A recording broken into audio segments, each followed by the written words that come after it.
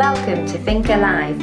We're Sharon and Andy, just two people with a dream and a vision of restoring our traditional stone-built farmhouse in southern Spain, transforming it into a beautiful off-grid home and sharing our journey with you.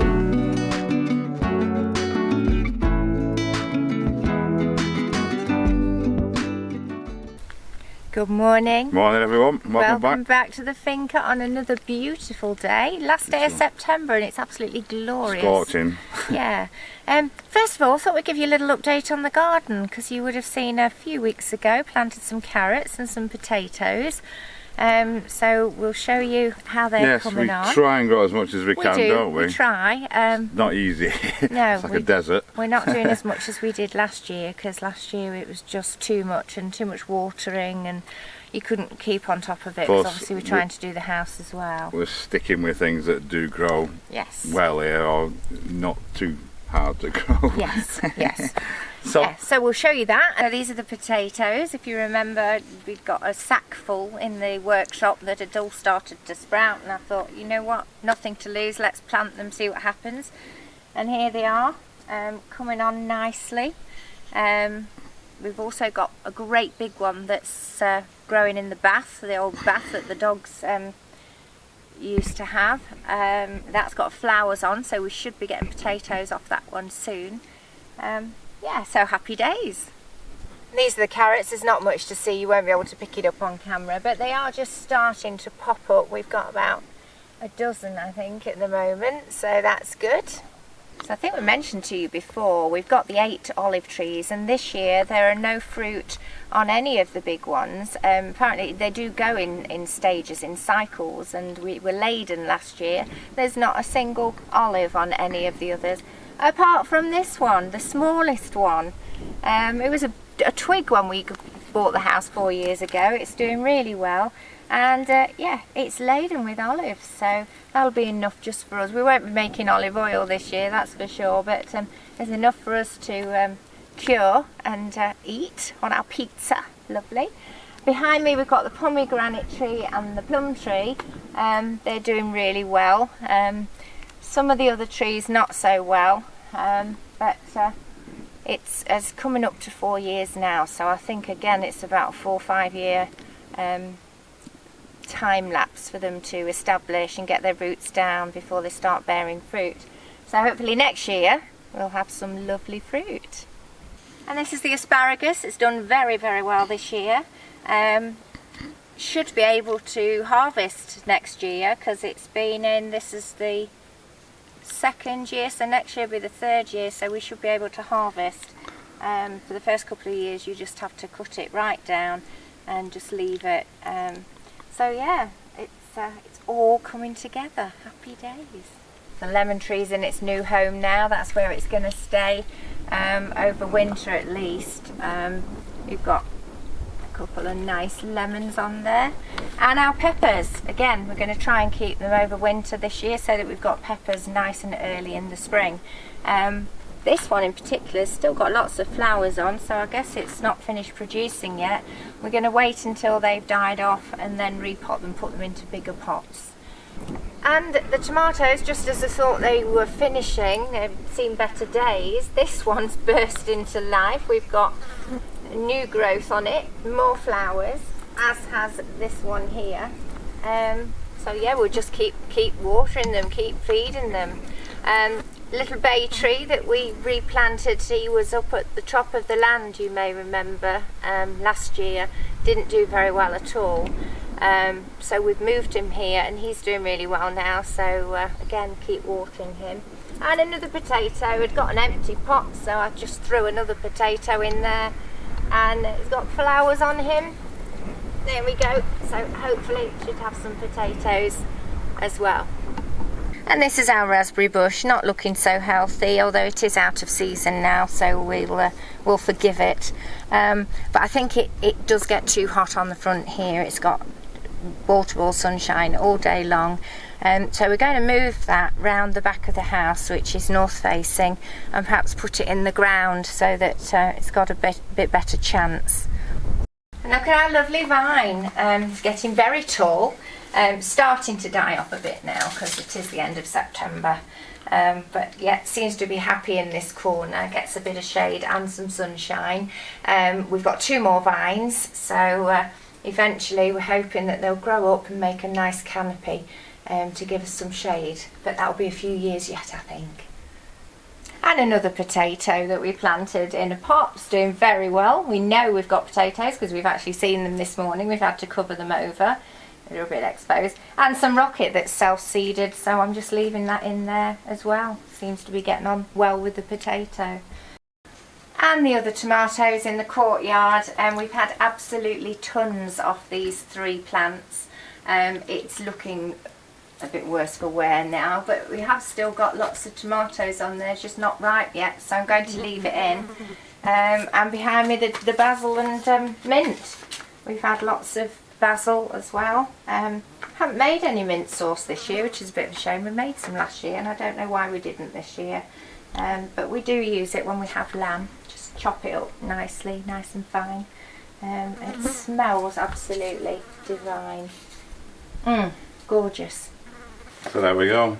Yeah, little garden update. Yes, we're actually getting better at this now. It's so difficult. When we first started growing things, we'd never grown anything barely, had we? No. 4 years ago we started, and we're actually getting quite good at it now. Yes. And finding what things grow here. Yeah, I think that's the thing. If you live in a climate like this, it's getting used to knowing what grows, what will grow and what won't. Peppers, tomatoes, they're like weeds.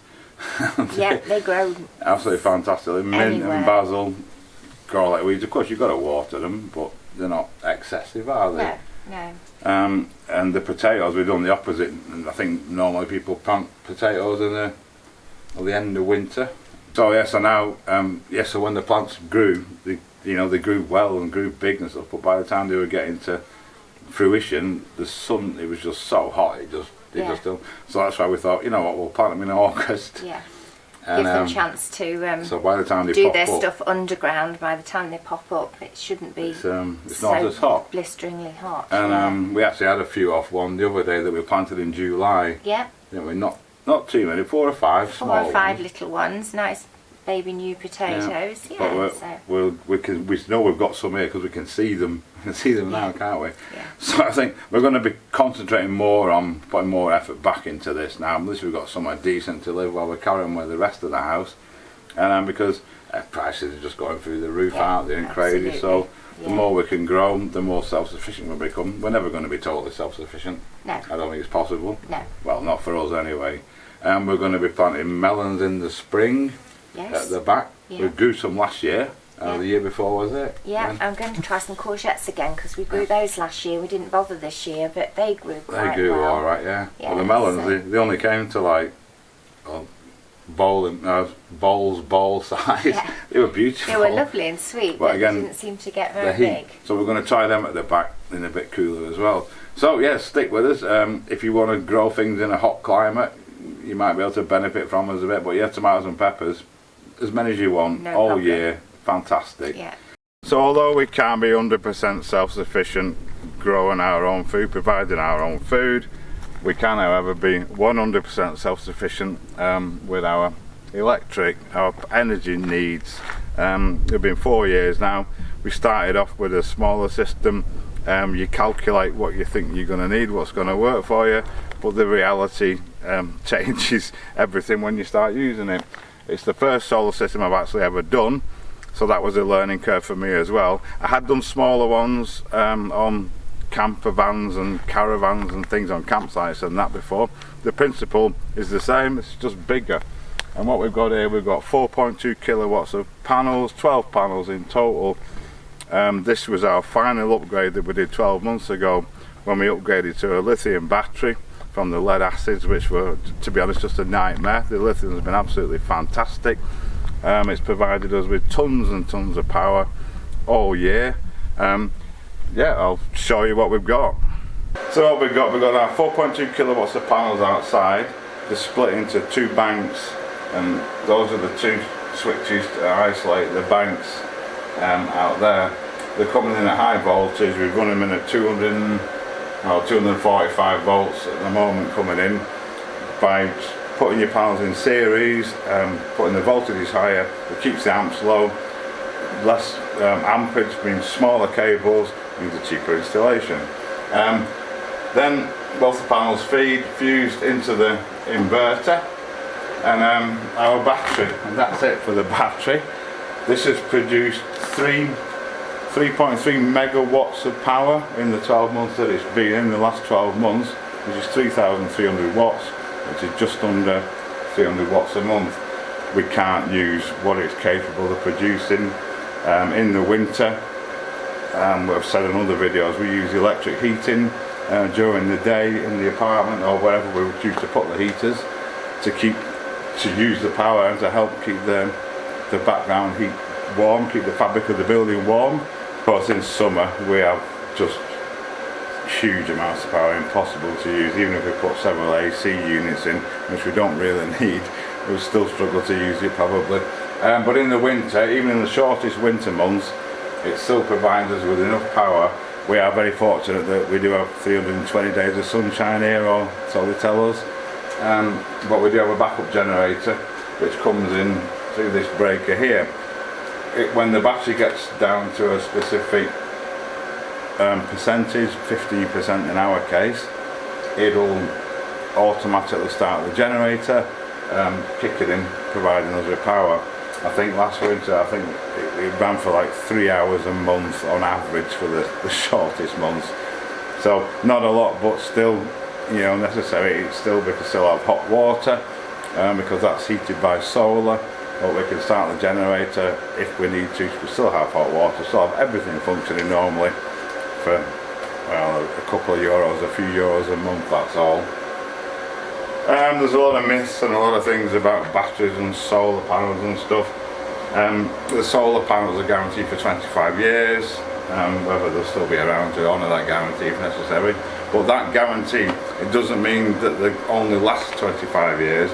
They're guaranteed to produce 90% of their initial efficiency after 25 years.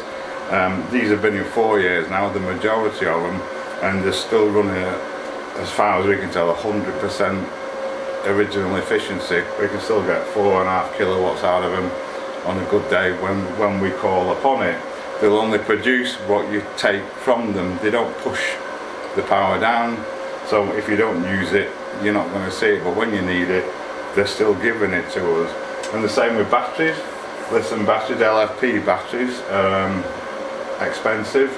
They're coming down every week in price. Again, this is guaranteed for 10 years, but again, it's not shot after 10 years. They might produce, like, I think even in 20 years with these, they might still produce 80% of their original capacity, their original performance. So yeah, generally it should be for life, I think. And it's not like you've got to throw this away in 10 years and spend another load of money on another one. You just get a slightly reduced output from it.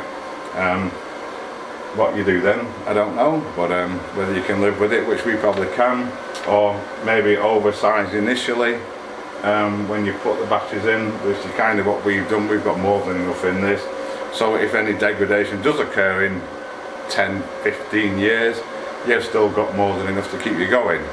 This is our backup generator. I'll just give it was a bit dusty.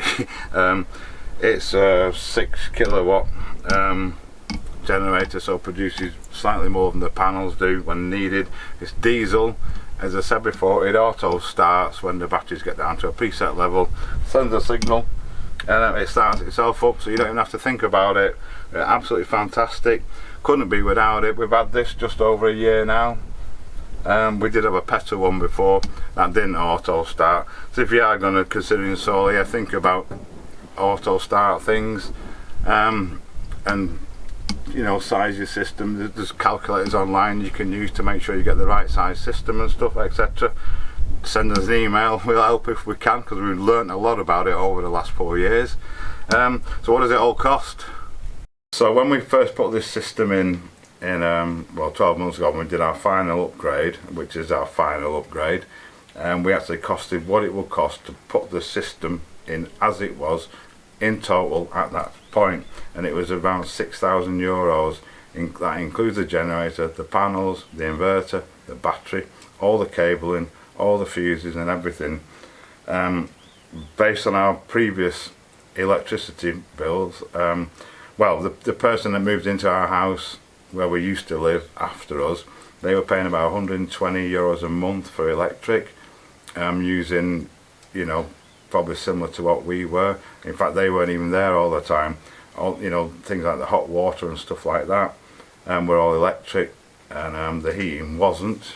But even that is like, what, nearly €1,500 a year, given a payback time on that basis of around 4 years.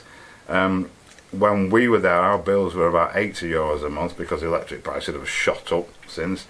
And even on that basis, you're still looking at perhaps a 6-year payback time or so, which is, you know, pretty impressive, really, being that the system, as I've just said, should last 20, 25, 30 years. Bearing in mind that they actually wanted €5,500 just to connect us to the grid where we are. So absolute no-brainer for us, and, you know, yeah, fantastic. I'm very, very happy with it, that's all we can say. So what problems have we had with this solar? And it's not been without its problems since we did our latest upgrade. Not very serious problems there, the first one we came across was the battery. LFP batteries, lithium batteries in general, don't like to be charged, or shouldn't be charged, certainly below 0. But they have their own battery management systems, which tells the inverter how much power they want, essentially how much they can receive. And they have safety features built in for low temperature charging. In the case of this battery, it will not charge fully or efficiently below 10 degrees C. And last winter, it's in the workshop. It's not the warmest place in the winter, but I think there's about maybe 3, 4, 5 days over the course of the winter that the ambient temperature, average temperature, sorry, the nighttime temperature went below 10 degrees C. So when it first happened, I didn't know what was happening. I thought, oh my god, the battery's had it. All we did, I got a little thermometer here, an inside-outside one. That probe sits on top of the battery, this sits in here, and all I did was put a blanket over it, cover it up, put this board on top, and I think I said in the last video it kept it about 25 degrees C. It doesn't, I made a mistake, but it keeps it around 17, 18 degrees C with its own, the heat generated when it's charging. Obviously in the day then it's alright, but it works perfectly. Just a simple blanket to retain its own charging heat, solve that problem. I can tell both temperatures again, even when it's covered up, because that's under the blanket. So if you've got a lithium battery, before you start adding heating pads, which we did consider, and things like that, just try simply putting a blanket over it, let its own charging warmth, keep it warm. The other problem we've had twice now, we thought we got it by lightning the other week, because we got these diode, blocking diodes and fuses on each bank of panels, because the fuse blew, which is a bit alarming. It's nice to know why they blew, and we thought we'd been struck by lightning somewhere near. Then this morning, which again is what prompted us to do this update, the other bank of panels went out. A full bank basically just cuts our power in half, which you can tell from our monitoring things. This one had blown, so I've just put a new one in it. These have been in a year.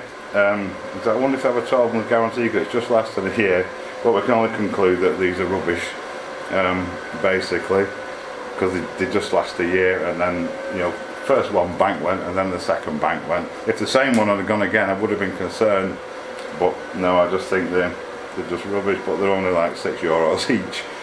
So we're looking at another solution, a more reliable solution for that.